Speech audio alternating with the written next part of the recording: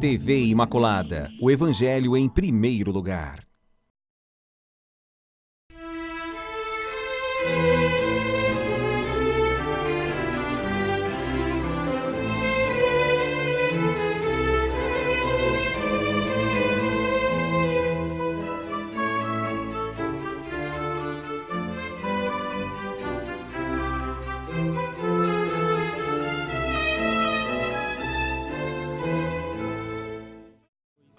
Atenção. Olá, você que nos acompanha nesse programa Respostas. Nós que estamos aí às portas do Natal, 21 de dezembro. Que maravilha! Que bom que você está conosco mais uma vez. Agradeço a sua presença, a sua participação, as suas perguntas, seus elogios, suas críticas. Tudo isso é muito bem-vindo para nós. Nós queremos sempre estar nessa comunhão e nesta sintonia com cada um de vocês. É um tempo bonito, né? Um tempo de graça, Advento é um tempo maravilhoso, né? Cheio de inúmeros ensinamentos, é um tempo espiritual preparatório, propedêutico para a celebração do Natal do Senhor. Exatamente porque nós não queremos esquecer o aniversariante. Nossa, que coisa boa! Lembrar Jesus, lembrar este Deus que veio ao mundo, o motivo essencial e fundamental que nós não podemos esquecer quando celebramos o Natal. Nesse sentido, eu gostaria de começar o programa de hoje, se vocês me permitem. Hoje o Papa Francisco mandou um Twitter que é a coisa mais linda.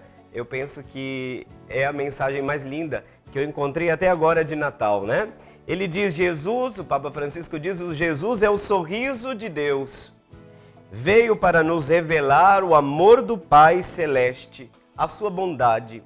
Temos necessidade do sorriso de Deus, que nos despoja das falsas seguranças e nos traz o gosto pela simplicidade e a gratuidade. Que coisa maravilhosa! Jesus é o sorriso de Deus, este sorriso que Deus enviou ao mundo.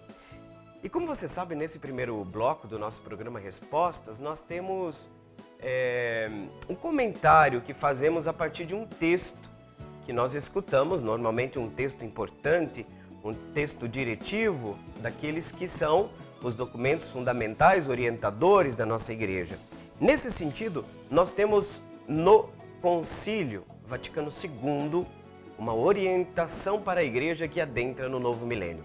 Então agora você vai ter contato exatamente com o texto da Lumen Gentium, que é um dos documentos deste grande concílio que se realizou de 1963 a 1965. Começou, foi convocado pelo Papa João XXIII, que infelizmente veio a falecer durante a realização do concílio e depois foi retomado pelo Papa Paulo VI, que o levou até o seu encerramento em 1965. Agora o texto da Lumen Gentium vai estar disponível para vocês, onde nós vamos refletir sobre o episcopado, os bispos, como um sacramento. Vejam que antes do Concílio Vaticano II nós não tínhamos ordenação de bispos, mas a igreja no concílio, no seu amadurecimento dogmático, coloca então este sacramento, a plenitude do sacramento da ordem é o episcopado. À sua disposição o texto agora, para depois fazermos a meditação. O episcopado como sacramento. Na pessoa dos bispos, auxiliados pelos presbíteros, é o próprio Senhor Jesus Cristo que está presente no meio dos fiéis. Embora sentado à direita de Deus Pai, não se ausenta da comunidade dos seus pontífices, mas é principalmente através do ministério excelso dos bispos que Jesus Cristo prega a palavra de Deus a todos os povos e administra continuamente os sacramentos da fé aos crentes. Estes pastores, escolhidos para apacentarem a Igreja do Senhor, são os ministros de Cristo e os administradores dos mistérios de Deus. E a eles está confiado o testemunho do Evangelho da graça de Deus e o serviço glorioso do Espírito e da justiça. Cristo enriqueceu os apóstolos com a efusão especial do Espírito Santo, em ordem a poderem desempenhar ofícios tão excelsos. Os apóstolos, por sua vez, transmitiram aos seus colaboradores, pela imposição das mãos, este dom do Espírito, que chegou até nós pela consagração episcopal. Ensina, pois, este sagrado concílio que pela consagração episcopal é conferida a plenitude do sacramento da ordem, chamada por isso, na liturgia da Igreja e na linguagem dos Santos Padres, sumo sacerdócio, cume do ministério sagrado. Juntamente com a função de santificar, a consagração episcopal confere ainda os de ensinar e de governar, ofícios, aliás, que por sua natureza não podem exercer-se senão em comunhão hierárquica com a cabeça e com os membros do colégio. Na verdade, da tradição qual aparece sobretudo nos ritos litúrgicos e no uso da Igreja, quer oriental, quer ocidental, consta claramente que, pela imposição das mãos e pelas palavras consagradora, se confere a graça do Espírito Santo e se imprime o caráter sagrado, de tal modo que os bispos, de maneira eminente e visível, fazem as vezes do próprio Cristo, mestre, pastor e pontífice, e agem em seu nome. Compete aos bispos admitir no corpo episcopal novos eleitos pelo sacramento da ordem. Lumen Gentium número 21. Como vocês viram, esse texto nos ajuda muito a entender como que a igreja é uma comunhão, mas uma comunhão organizada, um corpo onde cada membro tem sua função. E de modo especial, os ministros ordenados ou sacramento da ordem vai nos chamar dentro desse corpo, neste sentido, dentro deste corpo tem esta missão específica, exatamente esta missão específica confiada por Jesus. Exatamente por isso que nós podemos dizer sim, a ordem é um sacramento entre os 7 sacramentos da nossa igreja. E esse número 21 da Lumen Gentium vai nos falar que na pessoa do bispo, sinal visível de unidade da igreja particular ou diocese, como você quiser chamar, esses bispos auxiliados pelos presbíteros, eles são a presença do próprio Cristo, que está presente no meio dos fiéis. Por isso nossa reverência, por isso nosso amor, nosso carinho aos nossos bispos. É verdade que Jesus está sentado à direita do Pai, diz o texto, mas ele não se ausenta da sua comunidade. Esse Cristo está presente dentro da sua comunidade, mas também presente nos ministros que governam, que pastoreiam o povo de Deus, assim como os bispos de modo especial. Este é o sentido do texto de hoje, de maneira excelsa, de maneira especial, através dos bispos que Jesus Cristo na sua igreja prega a palavra de Deus a todos, administra os sacramentos e apacenta a igreja de Cristo. Os 3 munos, do episcopado, o munos de ensinar, o munos de santificar e o mundo de pastorear. Eu prefiro pastorear do que dizer governar, de pastorear o povo de Deus, Então, administra, é Cristo que age na sua igreja por meio dos seus ministros, de modo excelso pelo ministério episcopal. Esses pastores escolhidos, para apacentarem a igreja do Senhor são os ministros de Cristo, os administradores dos mistérios de Deus. Administradores não são donos, São administradores dos mistérios de Deus. A eles foi confiado pelo Senhor o testemunho, do Evangelho, da graça de Deus, de poder servir, através da ação do Espírito, o povo de Deus, Esses bispos, então, recebem esse também selo do Espírito, assumem o serviço glorioso, do Espírito e da justiça, como nos disse o texto. Cristo já enriqueceu os apóstolos lá nas origens, vocês lembram? Soprou sobre eles o Espírito. Então vejam, esse Cristo continua enriquecendo com os dons do Espírito Santo a sua igreja. Em primeiro lugar aos apóstolos. E os apóstolos, por sua vez, transmitiram aos seus colaboradores. Atenção pelo gesto de imposição das mãos, E também pela oração da igreja, Vejam que coisa bonita, pela imposição das mãos, este dom do Espírito chegou até nós na consagração, pela consagração episcopal, que continua essa tradição apostólica, né?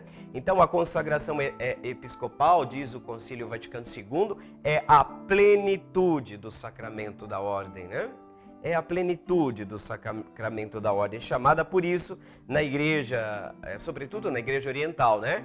De sumo sacerdote, plenitude do sacramento da ordem, né? E, de fato, na oração consecratória, quando 3 bispos, porque tem o bispo que preside e tem os outros 2 bispos que têm que estar presentes para a ordenação episcopal de um sacerdote. Então ele fala do espírito, spiritus principales, do latim quer dizer do espírito principal, né? Esse bispo que continua, às vezes, né? Como nas origens nós tínhamos os patriarcas, tínhamos Moisés, né? Que dava continuidade a essa missão. Chegamos no Novo Testamento, a nova aliança. Jesus ordena então os apóstolos e os bispos são sucessores dos apóstolos. Essa é a fé que nós professamos. Então, esses bispos têm a função o que, gente? De santificar, sobretudo por meio dos sacramentos onde Cristo mesmo está presente. A igreja diz que quando o ministro está ordenando, está batizando, por exemplo, é o próprio Cristo que está presente. Agem na pessoa de Cristo, né? Por isso toda a nossa reverência. Então essa missão, essa função, ou esse munus, às vezes você vai ouvir numa linguagem mais teológica, que o bispo tem 3 munus, 3 funções. Aí são essas: santificar, ensinar e governar. E como eu disse para vocês, eu prefiro o termo pastorear, né? Mas de fato ele também tem toda uma sua riqueza. Os bispos são aqueles mestres de doutrina que ensinam o povo de Deus, sinal visível da unidade. E veja, este bispo, que é o bispo da igreja local, deve estar em sintonia, em comunhão com todo o episcopado e com a cabeça do colégio apostólico, que é o sucessor do apóstolo Pedro, que no nosso caso, no momento, é o Papa Francisco. Vejam que o Papa também é o quê? Sinal visível de unidade da igreja universal. O bispo também, dentro da igreja local, é o sinal visível de unidade. De modo que a igreja católica não é somas das dioceses, porque existe uma igreja, é uma, né? Mas ela se realiza, a única igreja de Cristo se realiza por todas as partes e todas as nações, em cada igreja particular, e cujo sinal de comunhão com a Igreja Universal está o próprio bispo diocesano, né? Então vejam, a igreja é um corpo? Sim, mas é um corpo onde seus membros têm suas funções. O Espírito de Deus age suscitando, né, carismas, suscitando dons. E nesse caso, a hierarquia é um dom institucional, é um dom ao mesmo tempo carismático e ao mesmo tempo institucional. Por quê? Porque é a igreja, por exemplo, que reconheceu a canonicidade dos livros sagrados. Isso é um livro inspirado, isso não é. São os bispos que dizem, olha, ali tem uma aparição verdadeira, ali não. Né? Então, para a gente perceber que nós somos pastoreados, conduzidos pelo Espírito através dos pastores da igreja, né? E nós chegamos então ao final desse nosso primeiro bloco. Muito obrigado pela sua presença nesse programa que já está pertinho, às portas do Natal. A gente vai voltar já e você já pode enviar suas perguntas pelo telefone que está à disposição de vocês, 3349-1015 ou 99347-0532. A gente já volta.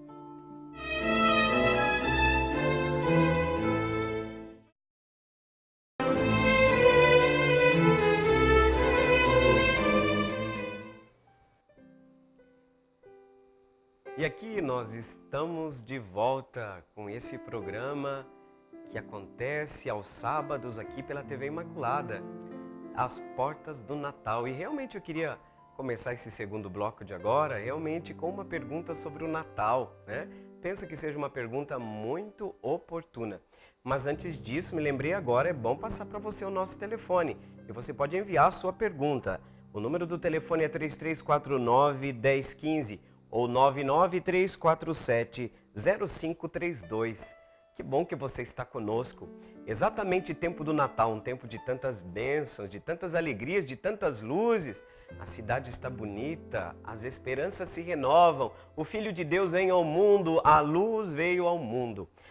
Olha a pergunta, o Mauro, lá do bairro Copa Sul, pergunta: como celebrar bem este tempo do Natal? Vejam, o tempo do Advento é exatamente um tempo de preparação para o Natal. Isso significa, se a gente precisa se preparar para o Natal, existe um modo cristão de viver o Natal, de celebrar a vinda do Filho de Deus. Esta é a grande graça, né? Hoje eu dizia para vocês no início do programa que o Papa Francisco no Twitter falou que Jesus é o sorriso de Deus, que Deus, o Pai, enviou ao mundo para manifestar, o Pai Celeste manifestar a sua bondade, o seu amor.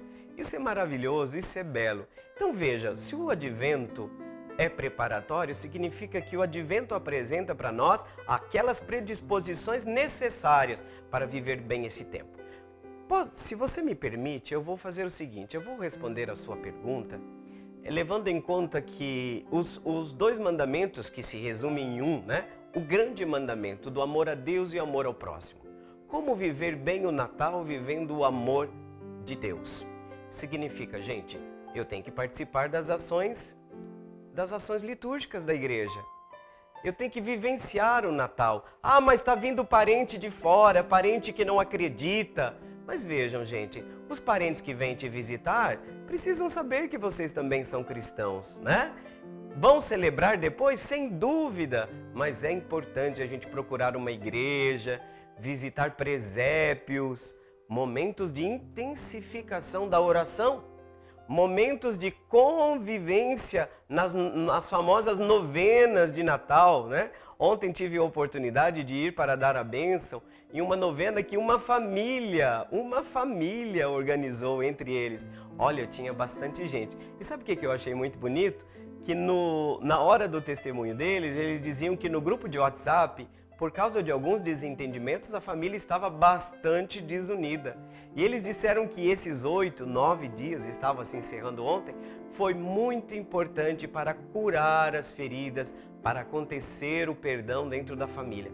Então vejam, as novenas de Natal, momentos de comunhão com Deus, intensificar a escuta da palavra de Deus, o evangelho do dia, todo esse tempo do Natal, não se esqueça de meditar o evangelho do dia. Então a minha comunhão com o Senhor tem que aumentar, porque esse Jesus veio para mim, veio para você. Ele pede acolhida, ele pede a manjedoura do nosso coração. Então, disponibilidade à ação da graça de Deus. Eis aqui a serva do Senhor. Aliás, Maria é um modelo, né, de quem se dispõe sem obstáculos a praticar a palavra de Deus, né? Isso que disse o Frei Raniero Cantalamessa nessa missa que foi nesse último retiro que ele pregou, né, inclusive para o Papa lá na Cúria, né, lá no Vaticano. Ele falava que Maria, quem imita Maria sabe, né? Imitar Maria significa viver a palavra de Deus. Eis aqui a serva do Senhor. Então, no amor a Deus, gente, retomar a minha fé em Jesus, em Deus, né? Retomar, por quê? Se eu estou desanimado no caminho, chegou a hora de iluminar o meu coração e aquecer. Mas também é hora, gente, de amar ao próximo, né? É hora de intensificar isso. Quantas famílias, às vezes, vão ter um Natal difícil, né? Questão econômica. A pessoa está desempregada, está desanimado, né? Famílias pobres das nossas periferias. É muito importante, nessa hora, nós intensificarmos nossa solidariedade, a nossa caridade. Então, com o outro também, viver bem o tempo do Natal, significa também se perdoar, né? Como é difícil. Chega final do ano, às vezes aquelas pessoas que a gente brigou, que a gente se magoou, né? Todos nós temos nossos desafetos, né? Não podemos ser iludidos. As relações humanas são difíceis, né? Aí, viver bem o Natal também o que é? Perdoar. Né? Deus vem a esse mundo para dar uma chance para a humanidade. Por que você não vai dar a chance para aquele seu irmão que errou? Né? Errou. Você não está justificando o erro dele. Mas você precisa devolver a paz para você e para ele. Né? Não, olha, eu quero falar uma coisa aqui que eu estava pensando esses dias. Tem gente que acha que perdão é dar ao outro a oportunidade de errar de novo. Muito pelo contrário. É dar ao outro a chance dele fazer diferente. Interessante isso, né? Porque se você não dá essa chance, a gente não vai saber se a pessoa realmente mudou. Se houve realmente um arrependimento. Aliás, gente, mesmo que a pessoa não te peça perdão, o nosso coração precisa de paz, né? E o cristão perdoa. O cristão sabe que ele tem que perdoar, né? Então veja, amor a Deus e amor ao próximo. Viver bem o Natal é viver o grande dom da vinda do Filho de Deus, que veio para nos salvar, nos plenificar, nos alegrar, né? Que coisa bonita isso, né?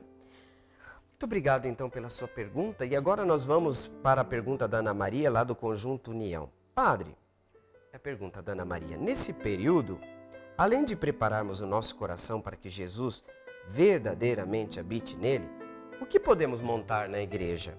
É correto árvore de Natal e pisca-pisca? Vejam, Ana Maria,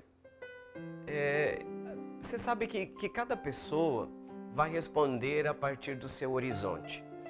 E eu tento sempre aqui no programa Respostas, né, abrir as interpretações, mas que elas nunca possam ferir nenhum aspecto da nossa fé. Então eu diria que nós não precisamos rejeitar do mundo aquelas coisas que não se contrapõem ao Evangelho. Ah, mas a árvore de Natal é do consumismo. Uma árvore de Natal, árvore da vida. O cristão fala de árvore da vida. O que é a cruz? Árvore da vida. Como teve no paraíso a árvore que colheu o fruto proibido, na cruz nós temos a nova árvore, a árvore da vida. Quer dar um sentido cristão, mas precisa acabar com tudo? Eu falo para vocês que tem cristão muito intransigente. É muito chato. Parece os fariseus do tempo de Jesus, né? Agora parece que nós temos que metralhar Papai Noel. Gente, eu cresci acreditando em Papai Noel, não diminui em nada a minha fé, muito pelo contrário. Eu posso dizer que o grande presente que Deus deu à humanidade é o menino Jesus, ele é o centro do aniversário, sem dúvida alguma, mas existem outros convidados para o aniversário. Qual é o problema, né? Então não tenho essa visão assim, sabe? Demonizar tudo. Nossa, não vou colocar pisca-pisca porque é coisa mundana. Olha, gente exagerada demais pode desconfiar, tá? Tá cheio de gente assim nas nossas comunidades. Cheio. Tá? Pode colocar árvore de Natal. Aliás, na São Domingos, uma das comunidades da Paróquia Nossa Senhora da Abadia, que eu presido lá, que árvore de Natal, coisa mais linda, né? Toda iluminada. Então pode colocar sim árvore de Natal. Pode colocar pisca-pisca. Por que essas luzes? A luz veio a este mundo. Jesus diz, eu sou a luz do mundo. E quem abre o coração para acolher Jesus, como você dizia, Ana Maria, que abrir é um tempo de preparar o nosso coração para que Jesus habite nele. Se Jesus habita no seu coração, você se torna luz. Vós sois a luz do mundo, o sal da terra, lembra? Então não tem que sair do Natal como pessoa que está procurando o tempo todo de cara azeda, né? Viver uma eterna quaresma, pelo amor de Deus, né? Jesus é o sorriso de Deus, gente.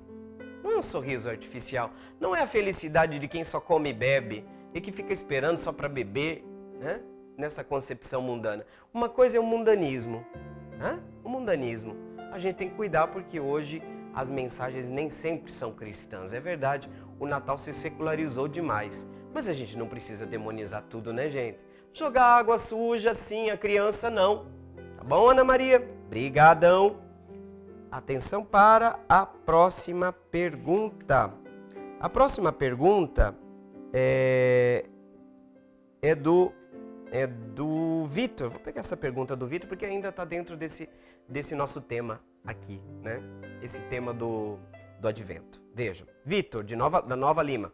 Abraço para o pessoal do Nova Lima. É importante fazermos o jejum das têmporas do Advento?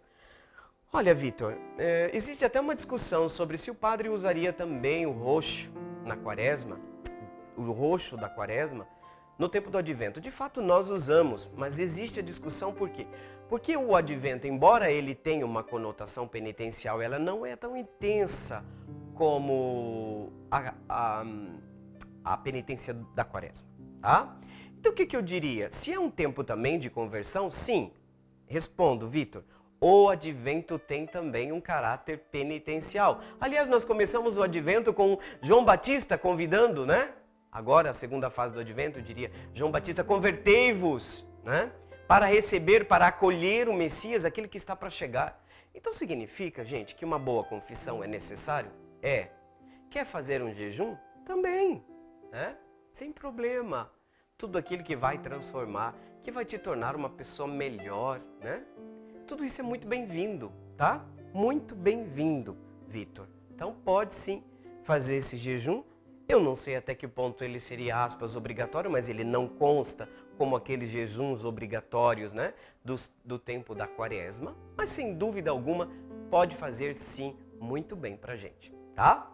Maravilha, obrigado, Vitor, pela sua pergunta, pela sua participação aqui no nosso programa. Atenção, Aparecida lá do bairro São Francisco, olha, Aparecida lá do... Somos vizinhos, hein, Aparecida? Qualquer hora eu vou tomar um chá, um café aí na sua casa, né? A gente não pediu endereço, vai ficar difícil, né, Aparecida? Então, a pergunta da Aparecida é muito pertinente, né? Bom dia, Padre Adriano. Se eu faltar uma missa, é verdade que não posso receber a hóstia? E só depois que me confessar é que posso voltar a comungar?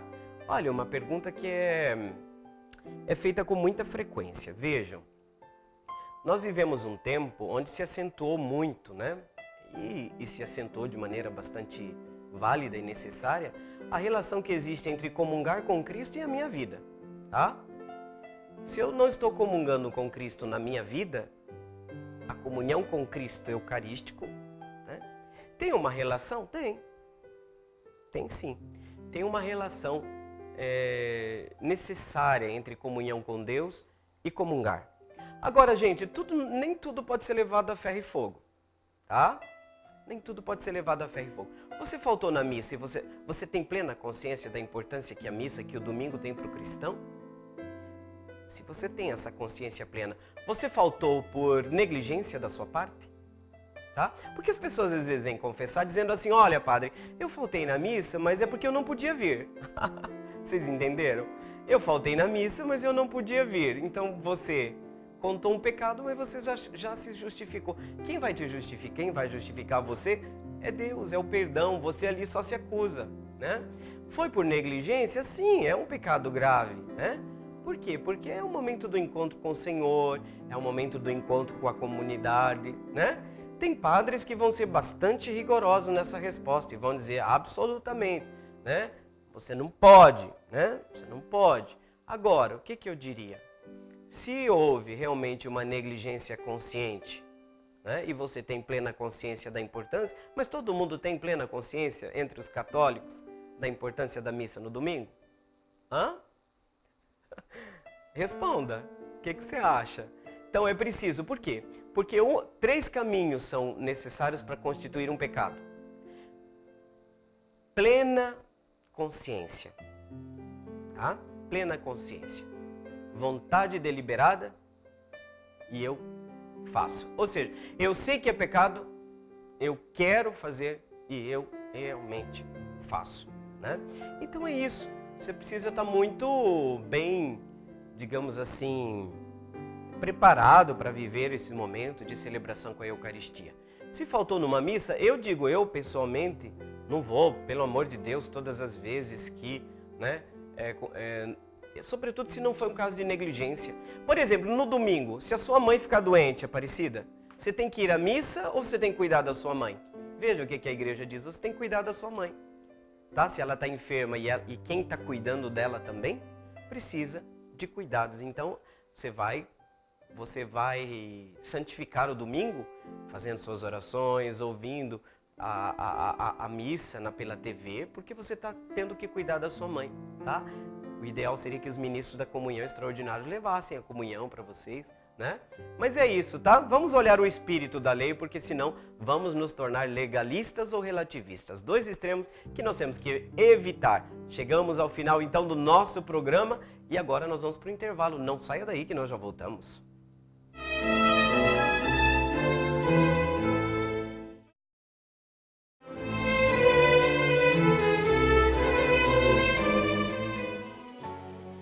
Vocês viram, eu estava tão empolgado no final do último bloco e falei no final do programa, não, estávamos encerrando aquele bloco, porque nós estamos aqui de volta já para o terceiro, agora sim o último bloco, né, desse nosso programa Respostas. E a gente está sempre agradecendo muito a participação de todos vocês, com as perguntas que chegam, né, que bom. Olha, aqui no programa eu sempre disse, né, que nós somos bastante abertos, né, às críticas, né, às correções, também aos elogios. Então hoje nós recebemos durante o nosso programa, nesses dias, um elogio e uma crítica, tá? Os dois a gente vai dizer aqui. A Aparecida, lá do bairro São Francisco, disse parabéns por seus ensinamentos. Feliz Natal a todos. Aparecida, que é minha vizinha, né? Que eu falei que vou ter que ir lá tomar um chá com a Aparecida, um café, né? Ou mesmo um tereré, não tem problema. Maria Aparecida, obrigado. Não sei se tem Maria no seu nome, né? Eu que acrescentei por conta aqui. Obrigado, viu, pela sua participação e pelo seu elogio também, tá? Mas também eu recebi uma crítica, né? Eu acho que não sei se no programa passado ou durante a semana, a produção do programa, recebeu uma crítica do senhor Romildo Hidalgo, né? Do senhor Romildo Hidalgo. Em síntese, né? A gente acolhe no sentido de que cada um vivendo uma democracia também, né? E nesse sentido não tem problema da gente ouvir posições contrárias, né? Ele questiona porque ele foi descobrir que eu sou padre só no final do programa, porque eu não porto nenhum sinal, não estou de batina, não estou usando o clésima, não tenho nem sotaque de padre, segundo a crítica do senhor, deixa eu ver aqui, do senhor Romildo Hidalgo, né? Ele diz que me pergunta se eu tenho vergonha de ser padre, né? Se eu estou me escondendo, né? Todas essas são perguntas que estão aqui presentes no texto que o senhor Hidalgo enviou, né? Aqui, o senhor gosta de se aparecer como uma pessoa qualquer e não como alguém que foi tocado pela graça? Então, como que é o nome? Seu Romildo Hidalgo, né? O senhor também coloca que Maria, Nossa Senhora, também está esperando isso. Vejo que aparentemente o senhor tem uma sintonia muito íntima, né? Mas eu também tenho, né? Também amo Nossa Senhora.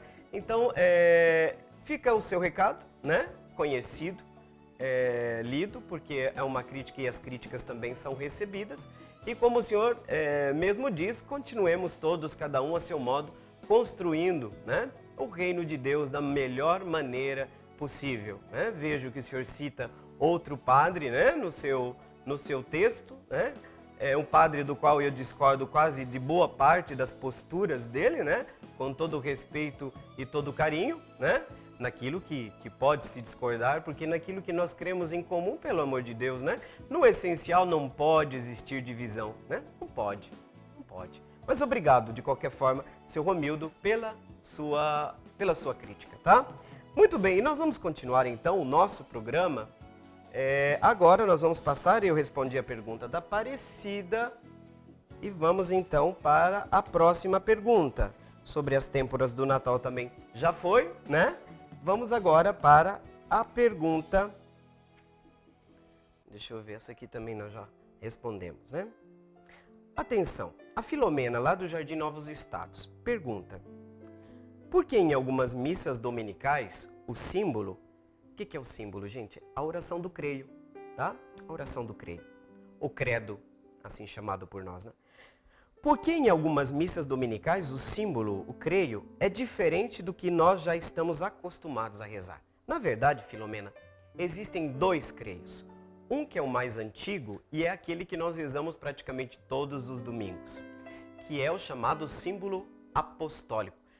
Resumindo, é aquele mais curtinho, que nós rezamos normalmente em todas as missas, né?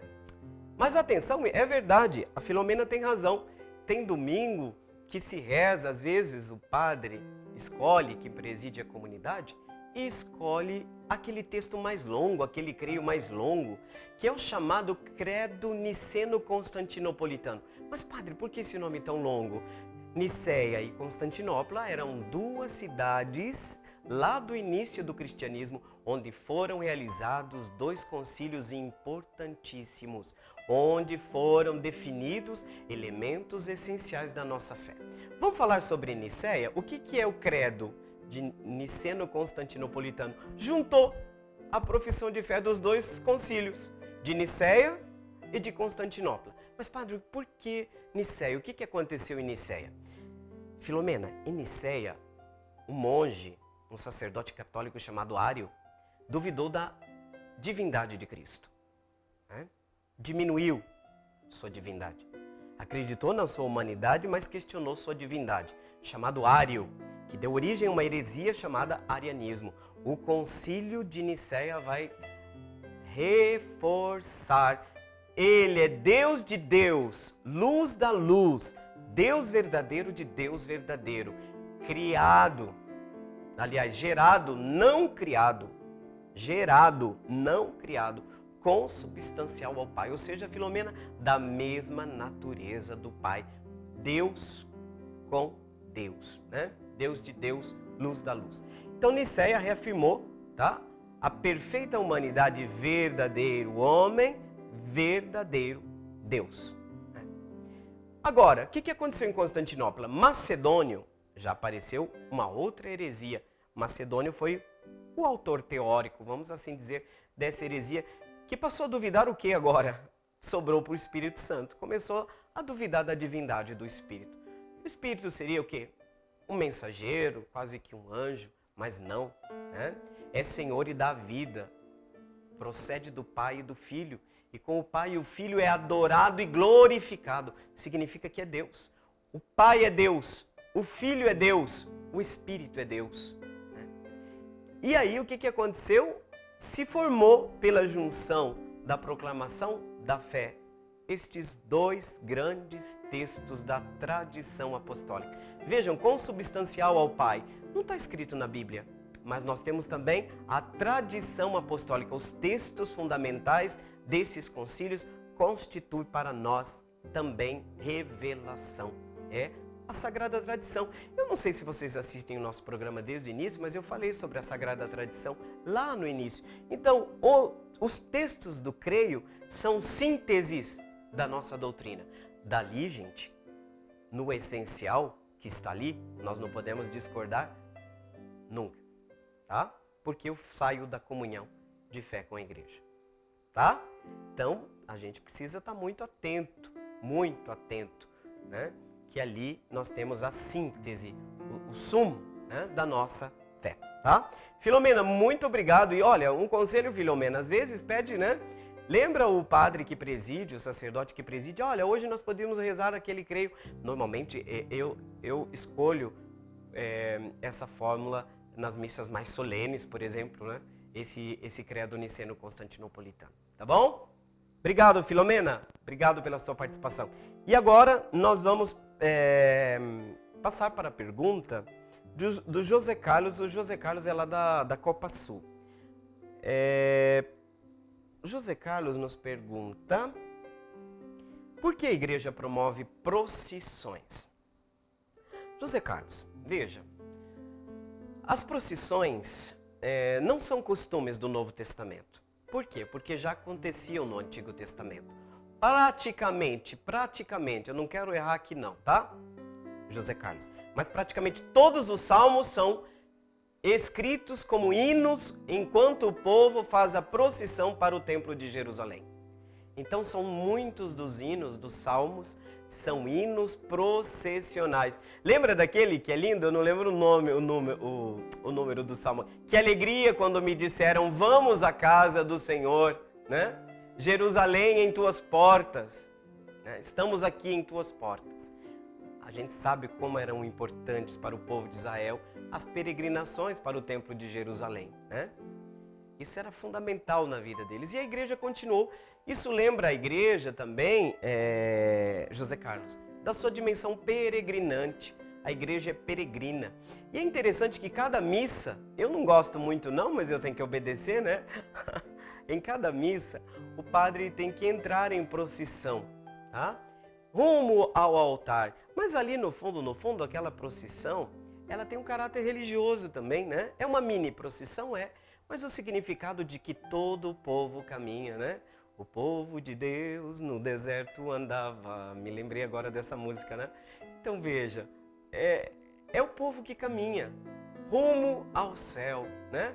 Rumo à plenitude, rumo a esse Deus que vai nos trazer, nos plenificar no seu amor.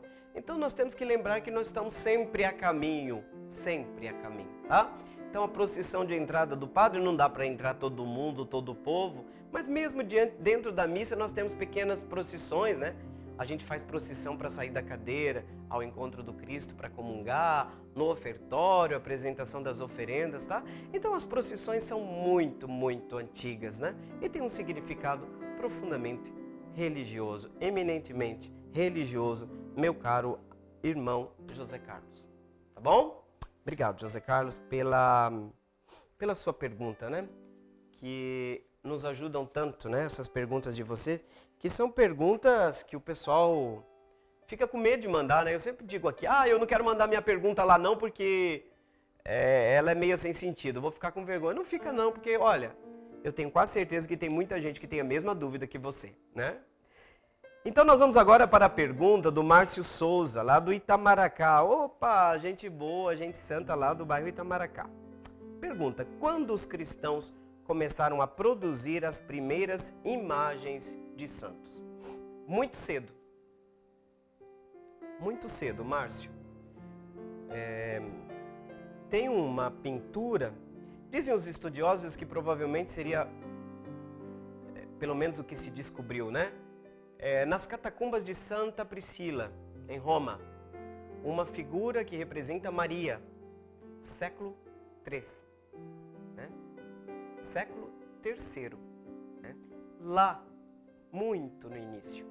E nós temos que lembrar, Márcio Souza, que as imagens são proibidas na Bíblia, mas a imagem pensada como ídolo, né? O problema é o para adorar. Por quê? O culto de adoração, latria, do original semântico, só é devido a Deus, né? Só é devido a Deus. A adoração é só a Deus. A Virgem Maria não pode ser adorada, os santos não podem ser adorados, né? Então, nesse sentido, que as imagens sempre acompanharam os cristãos. Não sei se você sabe, Márcio Souza, mas houve até um concílio para resolver a questão iconoclasta, que era a discussão entre os cristãos de então, lá no início, se as imagens seriam corretas, justas ou não. O que o concílio decidiu? Sim, de continuar. Tá? Até porque, gente, faz muito pouco tempo que a humanidade aprendeu a ler e escrever assim na sua grande maioria. Então todas as grandes catequeses eram rafiguradas, representadas nas paredes das catedrais, das igrejas. Gente, verdadeiras catequeses, né? Verdadeiras catequeses feitas por qual meio? Pelas imagens, né? Por quê? Porque o povo era analfabeto. Então, muitas das passagens bíblicas, os cristãos representam em imagens faz muito, muito tempo, tá? Então, o que a gente não pode é adorar imagens, sem dúvida alguma, porque doulia, traduzindo, né, que é um tipo de veneração, é uma veneração que significa doulia, doulia que significa servidor, é própria para os santos, né? Para a Virgem Maria, entre eles de modo especial, de maneira destacada, mas o culto de adoração é devido só a Deus. O problema é criar imagens para adorar. Essa é a questão. Qual a finalidade da imagem, né? Então, nesse sentido, gente, as imagens acompanharam os cristãos desde o início, tá? Isso é uma questão que nós precisamos ter bastante presente, Márcio, tá? Não começou ontem, não. Faz muitos séculos que os cristãos se utilizam, então, das imagens dos santos. Aliás, como nasceu a veneração aos santos? Não sei se vocês sabem, mas com o culto aos mártires. Quando se matava um mártir, eu falo aqui do Papa que foi assassinado lá, tiraram ele das catacumbas de São Calixto, acho que é. E depois foi assassinado junto com seus diáconos. O que acontecia? Logo que o mártir morria, a comunidade pegava seu corpo e levava, e ali começava uma verdadeira veneração, porque o mártir para eles atingia o grau máximo da fé, né? O grau máximo de heroísmo, entregou a própria vida como Cristo. Lembram do diácono, né? Do diácono Lourenço, também foi martirizado. Então, logo a comunidade levava para a igreja o corpo do mártir. É interessante isso, né? Todas as igrejas antigas eram também sepulturas dos mártires. E ali começou a devoção aos mártires, que se torna depois, segundo a tradição, na sua sequência, a devoção aos santos, tá? É isso aí que a gente precisa ter. Conhecer a história, né, gente? Conhecer a história, a gente precisa realmente disso, né?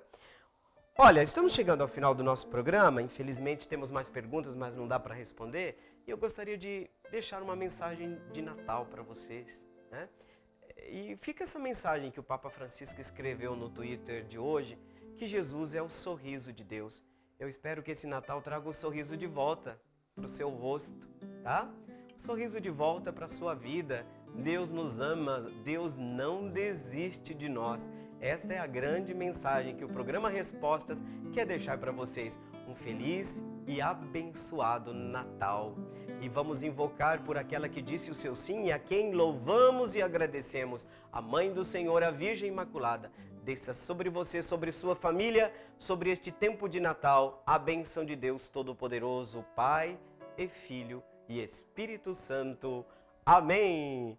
O programa Respostas fica por aqui, gente. Um Feliz Natal para todos!